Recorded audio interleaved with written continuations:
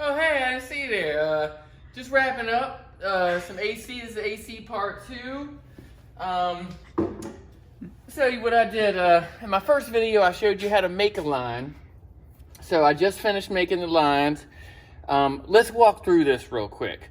So you had already seen how I did the bulkhead connector here. So I ran my my number 8 line, which goes from the compressor here, and that goes to the bulkhead connector. I ran the number 6 line from the bulkhead connector to the evaporator, and then you see the number 10 discharge line coming this way back to the compressor. Only thing about these lines is I'm gonna have to order something like a hose organizer or line organizer. I'm gonna end up having it something like this with a bracket. Otherwise I'm happy with it. I have no idea if this leaks or not, so we're about to find out. I went ahead and hooked up my vacuum pump.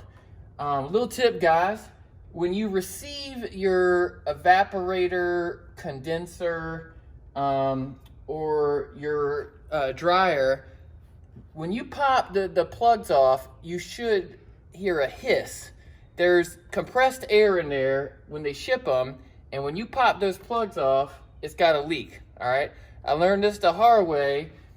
I'm on my 3rd condenser because the first one I installed didn't do that, and then I ran the vacuum, and this is another vehicle, and it leaked, and then I learned that you have to listen for that hiss, and it kept getting damaged in shipping. You know, it wasn't Vintage Air's fault, it's delivery people's fault. So this one hissed.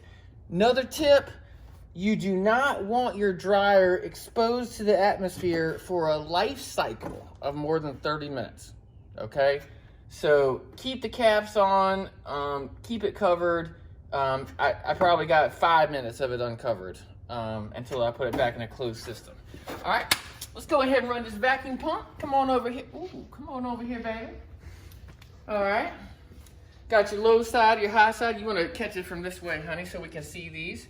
And pan to the vacuum pump. Yellow line is the service line. All right. So right now we got 0. And I'm going to go ahead and open the valve to the high and low side. We're going to run a vacuum. You can see right now it's 0. I'm going to fire the vacuum pump up. Woo, doggy. And you'll see I want to run a 30. Now I'm going to run this for an hour to boil off any moisture, and then I'm going to close it and walk away and leave it like this for a day, all right, to see if it has any leaks. Obviously, when I come back in 24 hours, it should still have a 30 vacuum on it. So we're gonna run it like that for an hour. Just the fact that it can get to 30 means I don't have any massive leaks. So that's a good sign. I don't hear any hisses. Hey, and just for fun, let me show you carpet. Inside here. Just couldn't, I